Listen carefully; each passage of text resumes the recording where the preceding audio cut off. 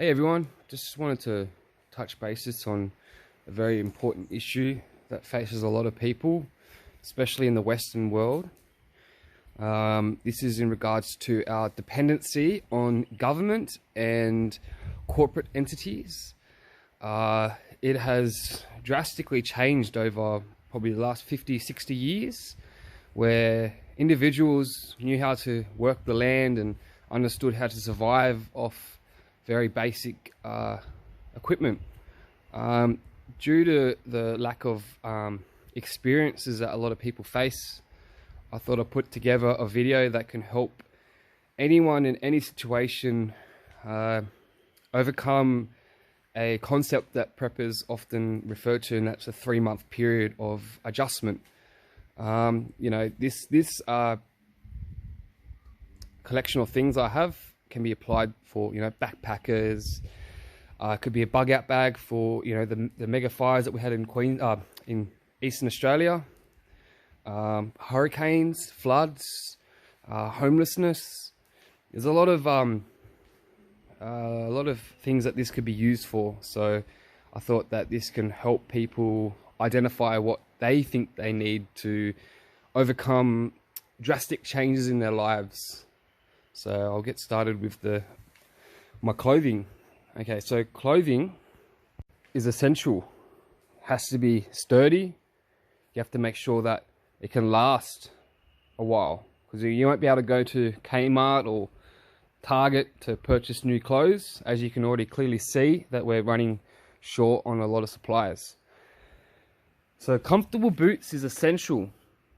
They're your mode of transportation. If you don't have comfortable shoes, then it's going to be a lot of suffering.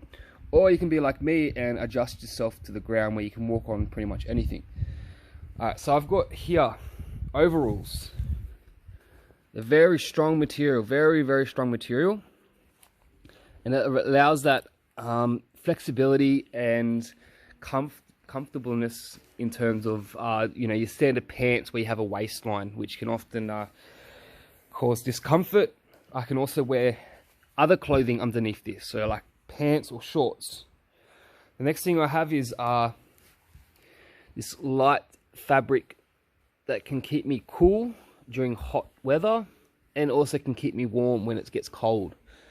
The reason why I've gone for this color here is it allows me to notice any ticks or spiders or anything that I don't want crawling on me. It stands out a lot easier.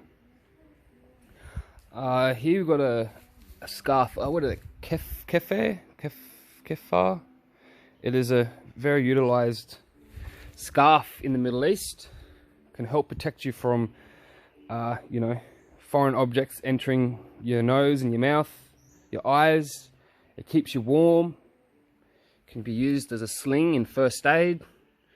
Can have a lot of uses. Got like a little bandana here, or a dreadlock sock that I can place over my neck or my mouth to keep me warm. I have a screen that can protect me from mosquitoes and flies, especially mosquitoes in Australia and flies. Wow. And a sturdy hat that can be used to protect you from the sun. So I have a few bags here. They all have a use. They all kind of keep things in categories. I've got a waterproof bag that will fit into this rucksack, which is 70 liters, and I'll be strapping this camel pack to the front of it. I've got a side pouch. It can hold things like driver's license and whatnot, and just other useful bags. So what I've got here, so many years of trial and error, I believe that a hammock is quick and easy. You don't need to clear the ground. You're off the ground, so it means that you're not getting that cool ground making your night very uncomfortable, especially those rocks and sticks and uneven ground. This can just be quickly assembled between 2 trees. You're set to go. First aid kit. Very important, very, very important. So I've got this first aid kit that has a 98-piece set, and it comes with a variety of things that can prolong your survival, basically. Antihistamines. We've got stuff to help with infections, for burns, for itchiness. Toothbrush. Oral hygiene is very important. So here we have a toothbrush that's enclosed in a UV light. So when you close it, it disinfects the toothbrush and it's rechargeable. You've got your nail clippers here. I have a real thin and light sleeping bag that is amazing, absolutely amazing. A towel that's quick and easy to dry. Repair kit. So some of these items I'm just going to adjust and see what I do need and what I don't need. A tarp. A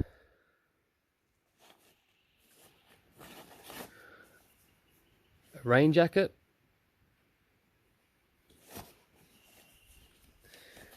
Waterproof pant that will repel all water.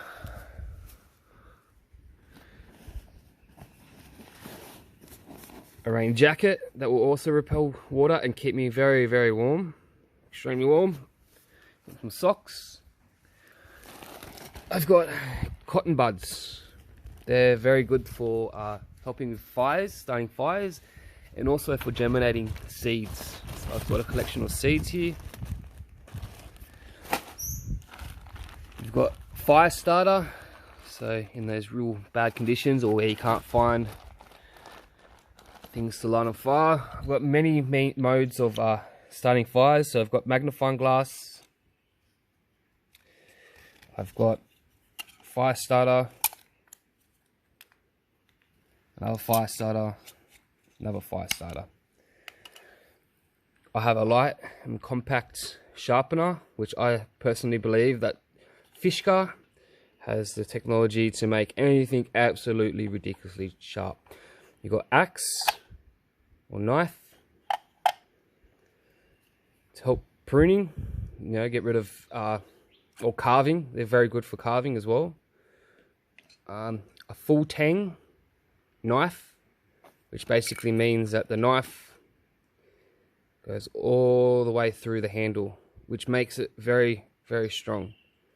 Comes with a sheath that can be strapped to my side belt.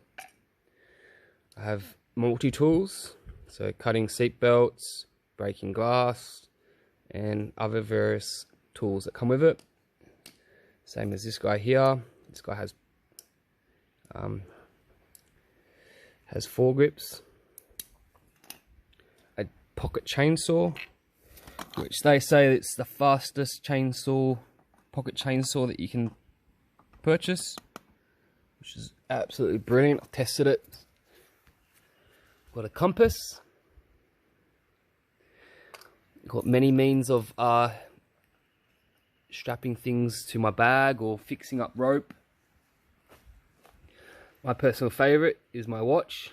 This is a solar paneled watch, so it doesn't need to have batteries replaced. It'll tell me it has a compass on it, altitude or barometer, or actually temperature and barometer, and this is altitude. And it's got stopwatch and other various features. This here is a Sawyer Mini. I personally believe that every man, woman and child should own one of these, considering how much we like to poison our water. This can filter 100,000 gallons of water if properly maintained. So that will be able to last my lifetime and my kids' lifetime. I have a camel pack of 3 litre water, a collapsible drinking water supply as well, also 3 litres. I have fishing gear, that's a collapsible fishing rod with cookeries. So this stuff here can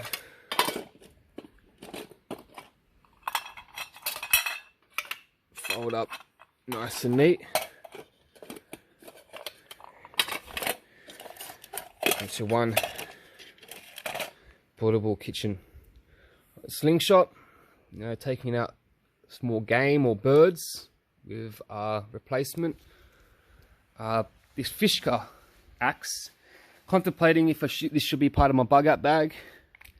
It is very, very, very light and very effective, extremely sharp, which is what I like. Cable ties, cloth tape, paracord that can be used around my wrist, and some more paracord. Also got binoculars, 2 power packs that can be charged by this solar panel, which folds up nice and neatly and is extremely thin. I have 2 Bofeng ham radios, which luckily I found one where I can charge USB by, so that's good investment. Which also I can transmit in ultra high frequency and very high frequency. Solar panel light that can also charge devices. A rechargeable headlamp, and believe me when I say this light is extremely bright. So it comes with a battery pack, which I can then also charge with my solar panel, or I can place in AAA batteries. I have hands, like I was saying about feet. Hands are just as important. If you don't have good, healthy working hands, then your survival rate really is dropped. So I found these on the internet. They're impact proof as well as cut proof. So that will provide the extra bit of security for my hands. If I'm carving with a knife or using an axe or anything that is sharp, I am protecting my hands. Recently, to the outbreak of this, I believe, a bioweapon, you need to take measures to protect your viral load. So, not saying that you shouldn't have the coronavirus, because we need to have the immunity, but at the same time, you need to reduce your load. So if someone sneezes directly in your face, you're going to get a higher viral load, which then allows your body to basically not keep up with the virus. But if you're protecting your main source of incoming infections, so your eyes, your nose, and your mouth, you can reduce the viral load and have your body fight the virus with a lot better chance than if you didn't have these items. So that's what I've got so far. Oh yeah, forgot. Also have books here. So I have a journal. One thing that is needed in survivalists is to record your mistakes, record your breakthroughs, record information that you can always rely back onto in times when your mind is a bit foggy. Okay, my passport, primitive technology, which most people might know from this fellow here, John Plant. He does YouTube videos. Very well put together book on how to build shelters and adapt to a more primitive way of life. This is essential because not all of these items will last forever. So I need to have the adaptation of 3 months to become more in tune with nature instead of these materialistic objects. Got survival books, more survival books, wild food plants in Australia, tropical plants, and this book I like because it is very detailed in terms of identifying plants. So even though this is based in New South Wales, there is still a lot of common species that I can relate to these 2 books here. So it's always good to have references and ways to make sure that what you're identifying is true. So yeah, there's my my bag. So I'm going to now put them all in the bag and see how that goes. So I'll put you on a time lapse and see how I go. Oh yes, sorry. This guy here, you can be whatever you want, but for me, I've come across this guy here, which is a harmonica, and this is a morale booster. So this will be something that will keep your mind in a positive state. It will allow you to have fun, basically. You know, you can have card game or other things that can put in a pocket that can keep you entertained. So yeah, there we go.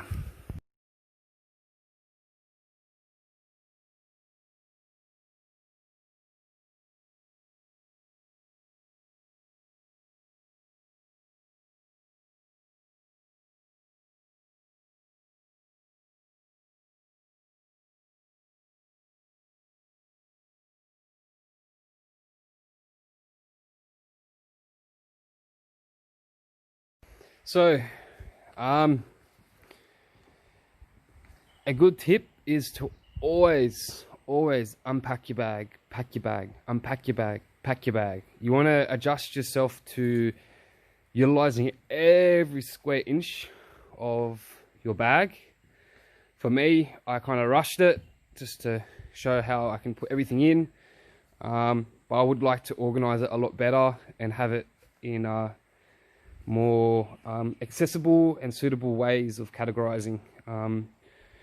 But yeah, so this is my idea of a prepping bag or bug out bag or camping bag or backpacker's bag, or you know, whatever you want to call it. It's been 10 years of just taking and putting back and taking and putting back and utilizing what I've got around me, and trying to adapt as best as I can. If you guys have any other thoughts or any questions, feel free to ask, and I'll try and respond in the best way I possibly can. Thank you.